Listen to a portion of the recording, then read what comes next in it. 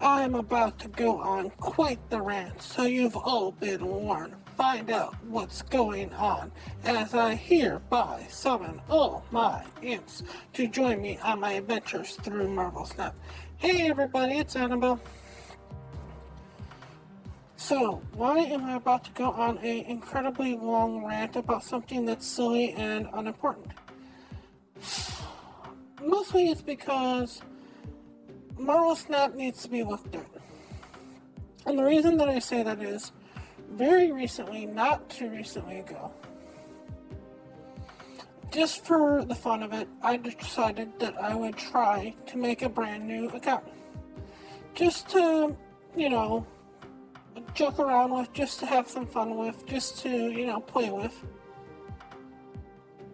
And to be 100% honest with you, I would have quit the game. If I was brand new, I would have quit Marvel Snap by now. And that's sad because I love this game. I think this game has so much potential, has so much fun.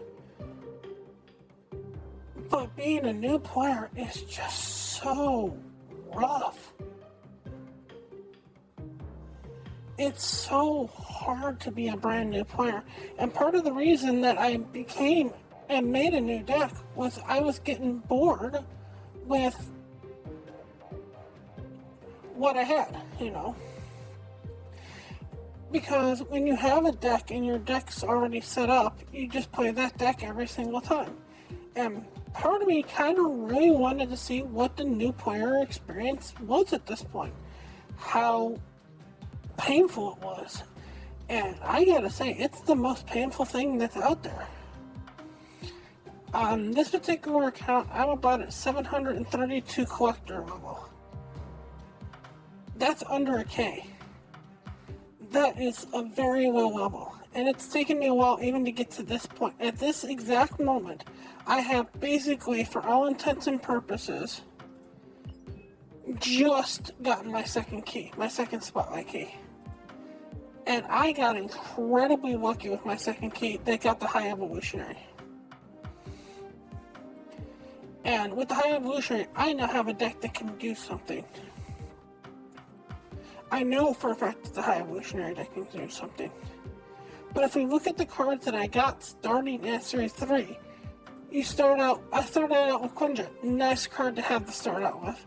Then right after that, I got Captain Marvel. Weak card. And then right after that, I got Black Cat. I don't even have Hela yet. You're not playing Black Cat without Hela. I got Mystique. Staple card. I got Human Torch. You're not playing Human Torch until you've got Phoenix Force for all intents and purposes. I got She-Hulk. Another nice staple card. I ended up with Magneto. Another nice staple card. I ended up with Luke Cage. I don't have Hazmat. You're not playing Luke Cage without Hazmat. I got Dagger. I got Mirage. Mirage was my first key. I got Mr. Negative. Mr. Negative has his own unique deck. You need to know so much in order to make Mr. Negative work. And if you don't know that, you're going to try these cards out and you're going to be sad. You're going to quit. And when I go to try to make a random deck, this is the deck that my deck creator thinks is the best deck for me. Let me get myself off the screen for a second. Ant-Man, Armor, Colossus, Lizard, Mr. Fantastic, Captain America, Cosmo, the Punisher, Namor, Iron Man, Claw, and Spectrum. This is basically an average Spectrum deck. This is how bad the deck creator is. It's not even trying to put in Warpath instead of Namor. Namor instead of Warpath is such a better option in so many situations. Yes, it's 1 point less, but then you can play other things on top of Namor. I am stuck at this particular point because if you're not willing to pay the money on the collection level, I am about at 37 right now. I'm just hit over 37. I don't get anything useful for me until 41. So 37 didn't do anything for me. 38 is going to do nothing for me. 39 is going to do nothing for me. And 40 is going to do nothing for me. On the other levels here, I'm got all the way up to about 60 here. I could probably get to 70 without really trying. But that's the last thing that you can get. You can get 70, and if you really know what you're doing, that's the last time you get credits for the month. You can get a couple extra gold, that's fine. And even if you look at Conquest here, look at the shopping Conquest. Yeah, I can pick up some extra gold in here, but there's nothing else that's going to help me progress. So let's say I did pick up this gold. Let's say I picked up the 500 there, and I think it's what, 200 there? Let me double check the Conquest, hang on.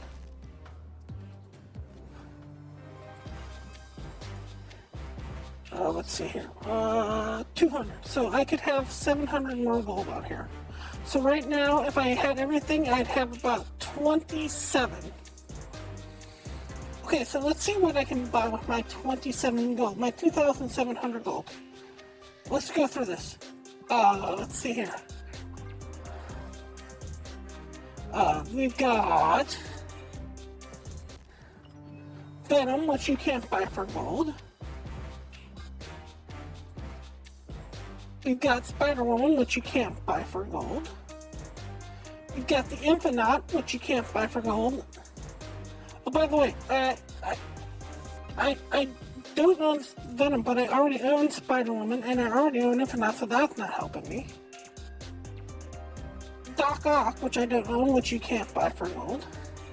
This Premium Mystery Variant, which wouldn't help me because it's going to give me a card I already own, and you can't buy for gold. All these alternate Earths, which aren't going to help me because I can't buy them for gold. The only one that might help me in any way, shape, or form is the Premium Mystery Variant. And the only time that's going to help me is if it's a specific one for an album, and if it's an album for no cards that I own. These cosmetics, these avatars, which aren't going to help me. I can pick out my Mystery Series 3 for 1,000 gold because I actually have 3,000 collector's tokens, or I can maybe get Legion.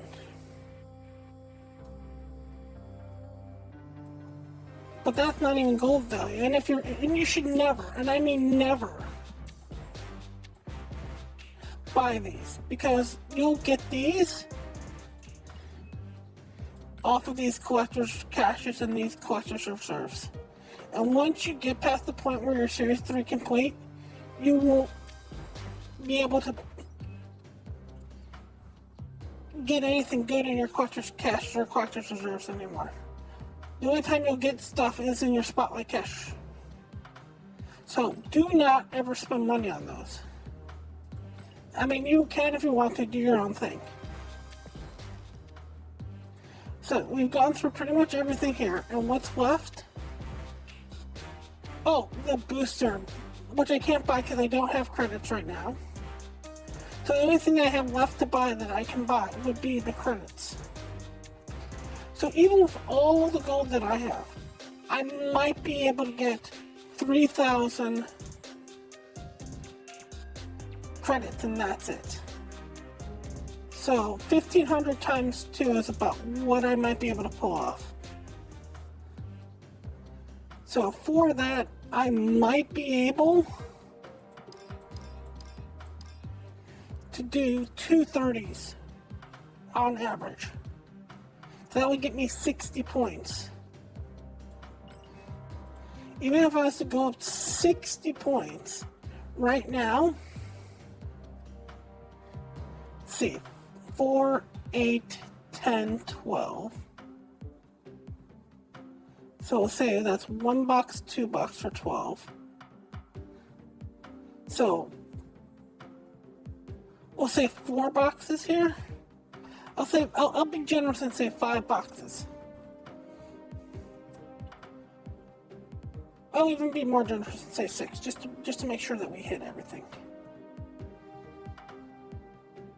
If I'm only getting a card, a brand new card, every 3 tokens, every 3 caches,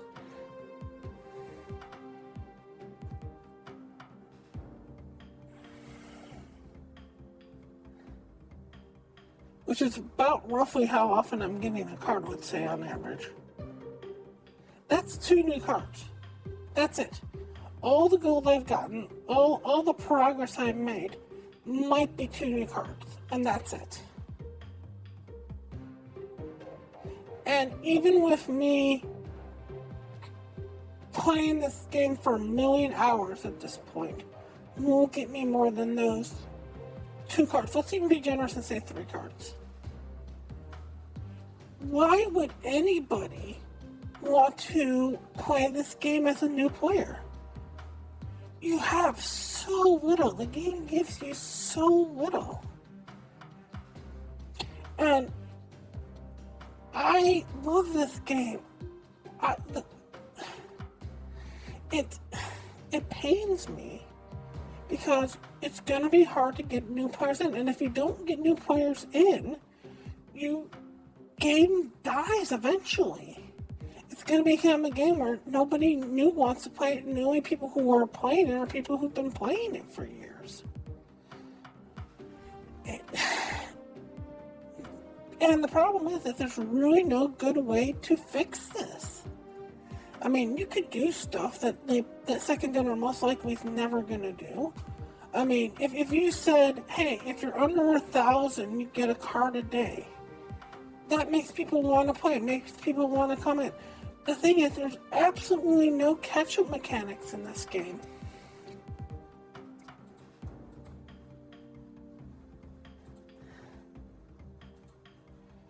And there's going to be absolutely no catch-up mechanics because the only real catch-up mechanic that you have in this game at all is the spotlight caches when they go down. When a Series 4 becomes a Series 3. And then all you're doing is you're making it harder for a newer player to get into the game. Because just as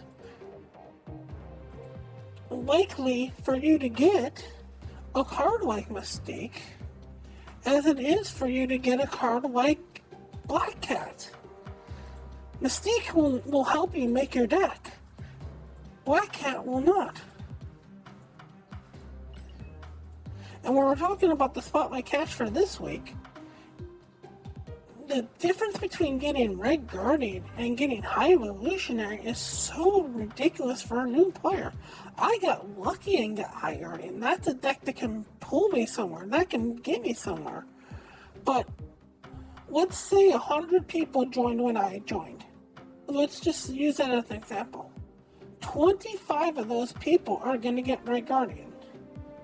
25 of those people are going to get Lady Deathstrike. And only 25% of those people are going to get High Evolutionary. And the rest of the 25% could get some random thing. They could end up with Wasp. Or even if you say that you can't end up with Wasp, it's got to be a Series 3 or Series 4. You could end up with Mirage.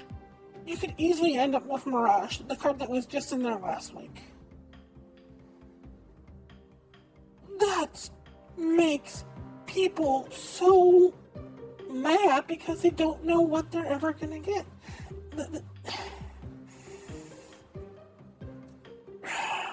You can't have so much unknown that when you get to a high level, when you've been playing this game for a while, Spotlight caches mean nothing to you. They literally don't. On my main account, on the one that I even do streams on, I have so much gold, and I have so many credits, and I've got so many splits, that basically I don't care about any card that comes out. I've got 20 keys at this point that are legitimately just sitting there doing nothing. I do this for content, but even if I didn't do this for content, 20 keys is so much, you know. But when you're a new player, you have so little at this point. There's no way right now I could earn the same 20 keys that I have on my other account. There's no amount of money I could give Second Dinner that would get me 20 keys at this point. And that's a problem. There's no way to catch up. There's no starter packs. There's no starter bundles. There's no way to sit there and go, okay, well, let me show you one of the decks that I was making before I was doing High Evolutionary, okay? Before I got High Evolutionary, this is one of the decks that I was kind of working on, okay? It's got the Artemzilla, because I got lucky and got the Artemzilla. I actually bought them long, not bought, but I got it in one of my roulettes for the one free card that you get once you hit Series 3. So now I've got Wong, and I've got Artemzilla. And all I'm looking for, all I'm trying to find at this point is Black Panther. I find Black Panther, this deck is done. And I have no idea when or if I'm ever going to find Black Panther. It could literally be the last Series 3 card that I get. And that is so painful. Because once I got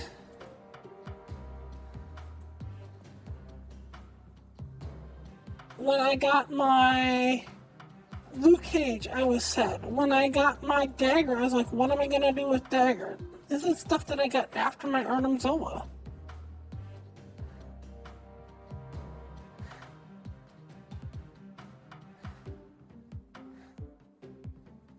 I mean, it's just, you know, right after Artemzilla, I got Ronin, and I was sad.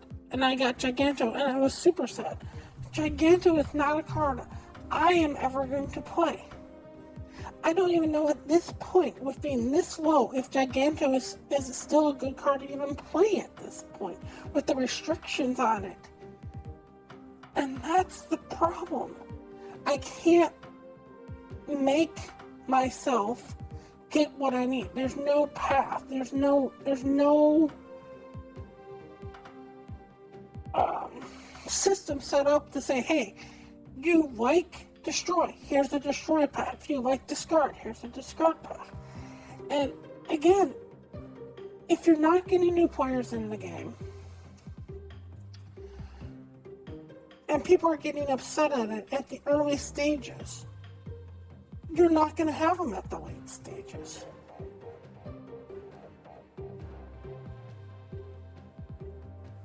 You could do catch-up mechanics. There's so many catch-up mechanics you could do.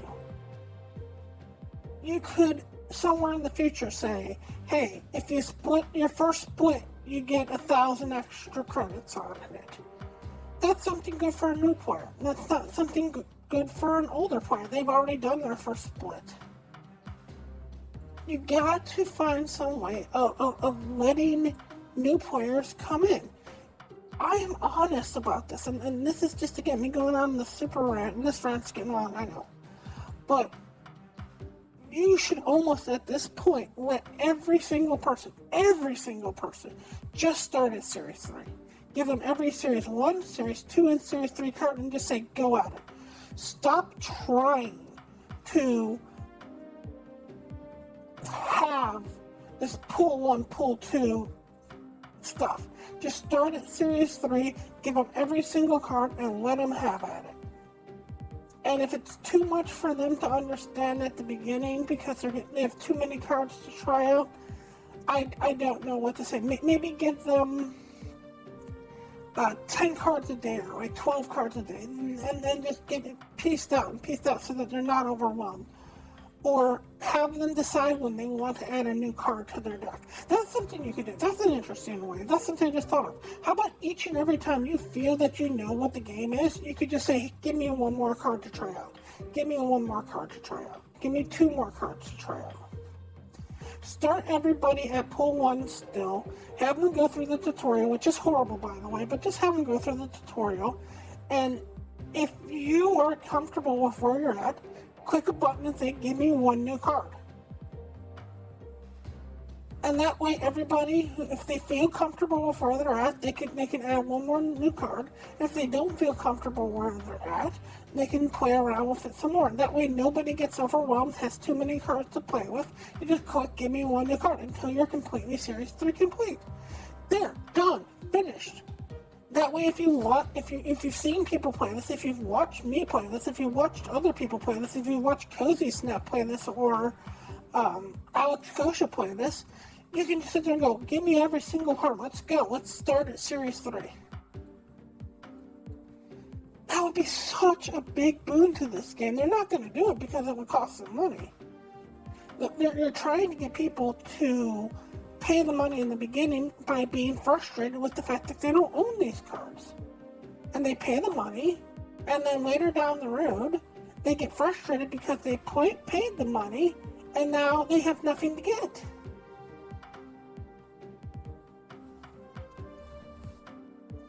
And then they get to the point where they're at apathy of the game because every new card that comes out means nothing to them.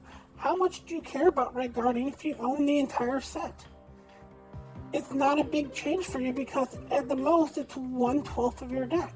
When you're this low, when you're down at under 1,000, 1/12 of your deck is huge.